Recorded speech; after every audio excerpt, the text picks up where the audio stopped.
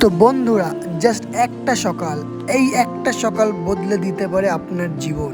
একটা মাত্র দিনের জন্য বেরিয়ে পড়তে পারেন কলকাতার খুবই কাছে, জাস্ট এক রাতের জার্নিতে জলপ্রপাতের দেশ রাঁচিতে।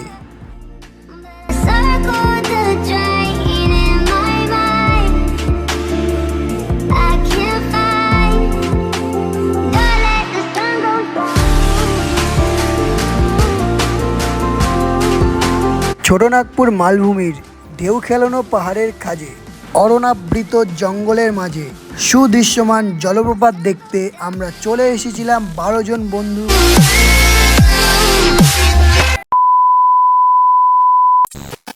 Good morning. তো সকাল সকাল আমরা বাইক একটা বেরিয়ে গেছি, ঠিক আছে? কোথায় যাচ্ছি? আমরা যাচ্ছি জোনহা ফলস। আমি এদিকে গুগল ম্যাপ মেনে নিয়েছি, করতে করতে চলে যাবো ফার্স্ট জোনহা ফলস, তারপরে একে একে 4টে বড় বড় ফলস আছে, তোমাদের দেখাবো। ভিডিওটা দেখতে থাকো, চলো।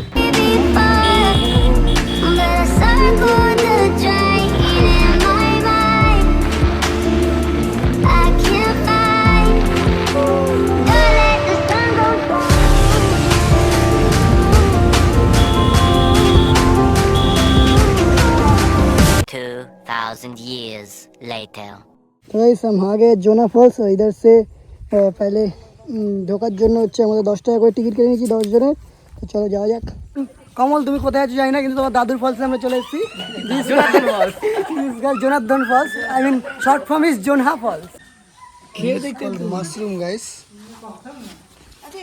100 रुपये में साफ दे देगा। আর তোমরা চাইলে বন্ধুরা এখান থেকে দেশি মুরগি পাওয়া যায়, এরকম অনাবৃত জঙ্গলের মাঝে দেখতে পাচ্ছ। এরকম জায়গায় তোমরা চাইলে এখানে দুপুরের লাঞ্চটা সেরে ফেলতে পারো। দেশি মুরগির মাংস 100 টাকা করে প্লেট। তো আমরা কাকিমাকে বলি যে আমরা আগে ঘুরে আসি, তারপরে দেখছি আমরা লাঞ্চ এখানে করবো কিনা নাকি পরে করব। আগে চলো আমরা নিচে ঘুরে আসি। তো যাই হোক, আমরা ওঠা শুরু করি। এখানে কিন্তু দুপাশে দেখতে পাচ্ছ ঘন জঙ্গলে পুরো চাদর মতন সৃষ্টি করেছে, মনে হচ্ছে চাদরে ঢেকে দিয়েছে অরণ্য দিয়ে। তো বন্ধুরা, এখানে টোটাল সিঁড়ি আছে কিন্তু 722টা। জোনা ফলসে নামার জন্য টোটাল সিঁড়ি তোমাকে পার করতে হবে 722টা। সুতরাং আস্তে আস্তেই তোমরা যাবে। যাদের দমের কষ্ট আছে একটু রেস্ট নিয়ে যাবে। বসে বসে সিঁড়িগুলো অতটা খারাপ নেই। পাশে দেখতে পাচ্ছ হাত দিয়ে ধরার জন্য রেলিংও করে দিয়েছে, তোমরা এটা ধরেও যেতে পারো। রাইস জাস্ট ফিল, তোমরা কি আওয়াজ শুনতে পাচ্ছ? আই থিঙ্ক পাচ্ছ। তো আমরা ফলসে খুব কাছেই চলে এসেছি, সঙ্গে কয়লাকে নিয়ে।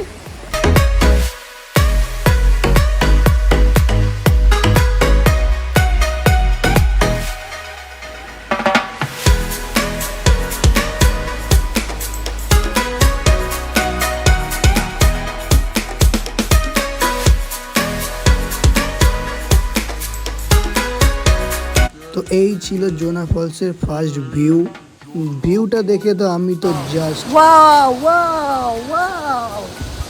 So nice. তো এই যে হলো গাইস জোনা ফলস। তোমরা এই উপর থেকে যেখানে জলটা পড়ছে দেখতে পাচ্ছ, ওখান থেকে প্রায় 141 ফুট উচ্চতা বিশিষ্ট দুটি নদীর মিলনস্থলে অবস্থিত এই জোনহা জলপ্রপাত। তো জোনা ফলসের নিচে এখানে হাতের কাঠের যে জিনিসগুলো খুব সুন্দর কারুকার্য করা। এগুলো কত করে আছে প্রাইস? এগুলো হ্যাঁ 30 রুপিয়া, খুব সস্তা, 30 টাকা দেখতে পাচ্ছ। এই জোনা ফলসে আর এক নাম কিন্তু গৌতম ধারা, এটা কিন্তু মনে রাখবে। ওই যে উপাস থেকে বয়ে আসছে গঙ্গা নদী, আর এই উপর থেকে বয়ে আসছে রাড়ু নদী। তোমাদের আগেই বললাম যে দুটো নদীর মিলনস্থলে এই অসাধারণ জলপ্রপাতটা সৃষ্টি হয়েছে।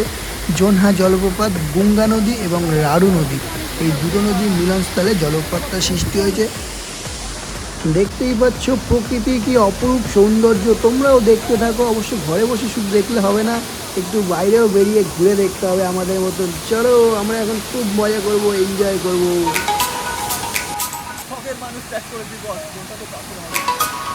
এর জন্য ঝর্ণা এসছি আমরা, শখের মানুষ ত্যাগ করেছি।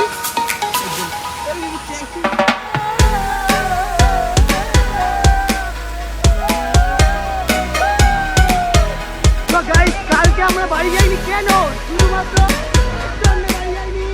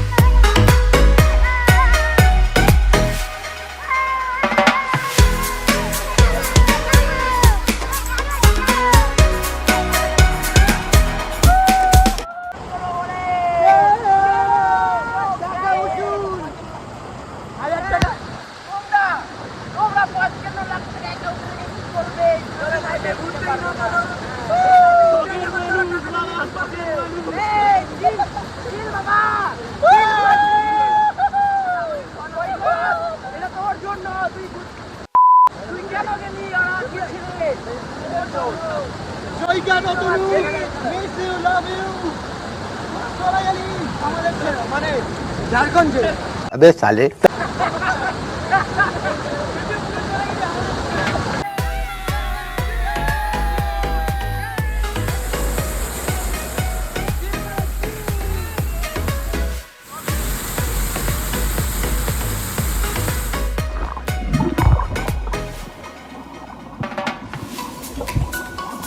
2 hours later. তোমরা তো দেখলে 1 ঘন্টা কেমন জোনা ফলসে ঝাঁপাঝাঁপি লাফালাফি করলাম। এরপরে আমাদের next destination is Sita falls. তো এরপরেই কিন্তু আমরা চলে আসি জোনা ফলস থেকে সীতা ফলসে। জোনা ফলস থেকে সীতা ফলসের দূরত্ব কিন্তু মাত্র 3.7 কিলোমিটার, মাত্র 7 মিনিটের রাস্তা বাইকে আমাদের লেগেছে। আর এখানে টোটাল সিঁড়ি আছে 253টা, ওখানের থেকে অনেক কমই আছে। আর প্রবেশ মূল্য লেগেছিল 10 টাকা এবং গাড়ি পার্কিংয়ের জন্য 15 টাকা, ঠিক যেমনটা লেগেছিল আমাদের জোনা ফলসে সীতা ফলসে সেম প্রাইস। হেই গাইস, তো আমরা চলে আসছি সীতা ফলসে চলে এসেছি। নেক্সট অনেক ঝাঁপাঝাঁপি করার नेक्स्ट পরে फॉल हमें दशम फॉल्स किधर उठने नामने उठने नामने अरे कहना क्या चाहते हो? তো তোমাদের তো আগেই বললাম যে এখানে টোটাল সিঁড়ি আছে 253টা। সিঁড়িগুলো অতটা খাড়াও নেই, সোজাই আছে, নামতে অতটা কষ্ট হবে না। খুব সুন্দর রাস্তা দেখতে পাচ্ছ দুপাশে ঘন অরণ্যের মধ্যে থেকে। লাফালাফি ঝাঁপাঝাঁপি করার পরে চলে এসেছি সীতা ফলস। রামের যে ওয়াইফ भगवान श्री राम এখানে জঙ্গলে মার দিদি।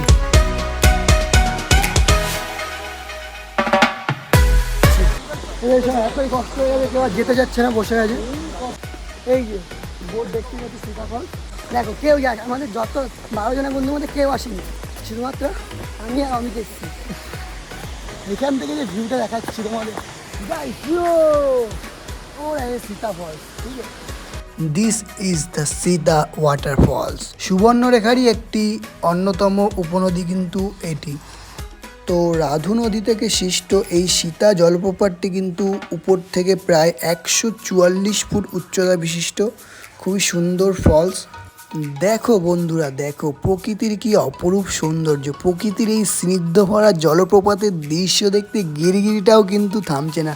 তোমরা কবে দেখবে গাইস? বাড়ি থেকে বেরাও, ঘুরতে বেরাও। 1 hour later তো এরপরেই কিন্তু আমরা দশম ফলসের জন্য রওনা দিই। রাঁচি থেকে দশম ফলস প্রায় 40 কিলোমিটার। খুবই সুন্দর রাস্তা, তখন বৃষ্টি পড়ছিল আবছা আবছা। আর দশম ফলস যেতে হলে কিন্তু আপনাদের একটা গ্রাম পার করে আসতে হবে। গ্রামটা আমি ভিডিও করতে পারিনি, গ্রামটার নাম হচ্ছে তাইমারা গ্রাম। তাইমারা গ্রাম পেরিয়েই কিন্তু দশম ফলস। দশম ফলসে আসলে 4:30-র মধ্যেই আসতে হবে, কারণ 4:30-র পরে কিন্তু দশম ফলস বন্ধ হয়ে যায়। যে কোনো ফলসই 4:30-র পরে বন্ধ হয়ে যায়, আর কিন্তু বললেও এন্ট্রি দেয় না। ওয়াও ক্যা বাত হে ইয়ার। তো আমাদের প্রথম দৃশ্যটা এরকমই ছিল চোখে দেখার পরে। দশম ফলস জাস্ট অসাধারণ। তো এখান থেকে কিছু সিঁড়ি পার হয়ে আমাদের দশম ফলসে যেতে হবে। প্রায় 220টা মতন সিঁড়ি আছে দশম ফলস যাওয়ার জন্য। এখান থেকে উপর থেকে জাস্ট ভিউটা জাস্ট অসাধারণ ছিল।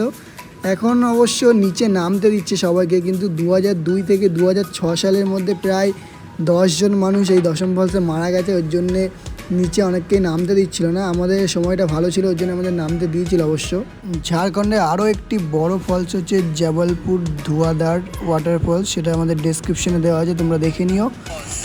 আর এই দশম ফলসটা কিন্তু কাচি রিভার থেকে সৃষ্টি হয়েছে।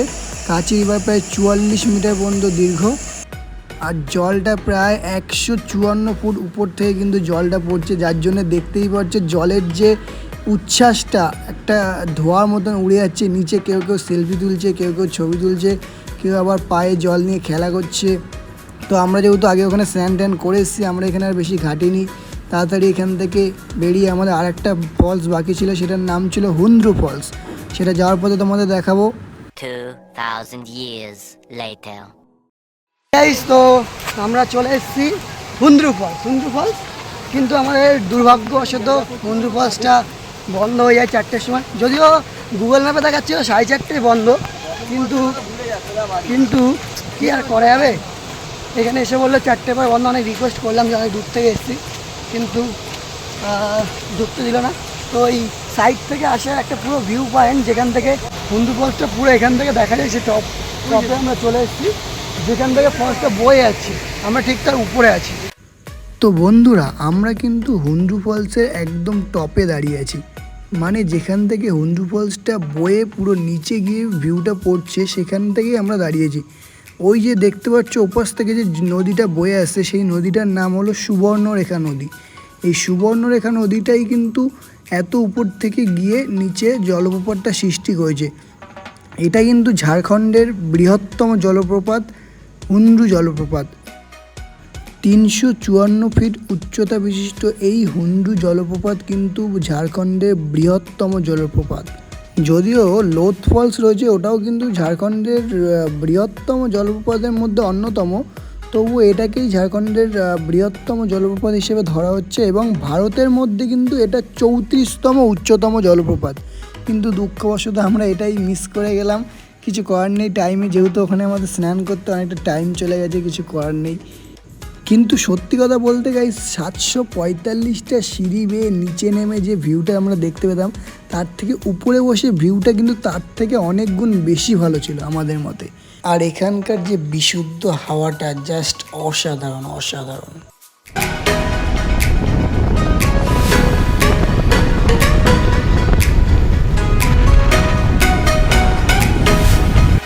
হ্যাঁ গাইস, তো যেখান থেকে ব্লগটা শুরু করেছিলাম সেখানে শেষ করছি। সেই কালকে রাত থেকে গাড়ি চালাচ্ছি।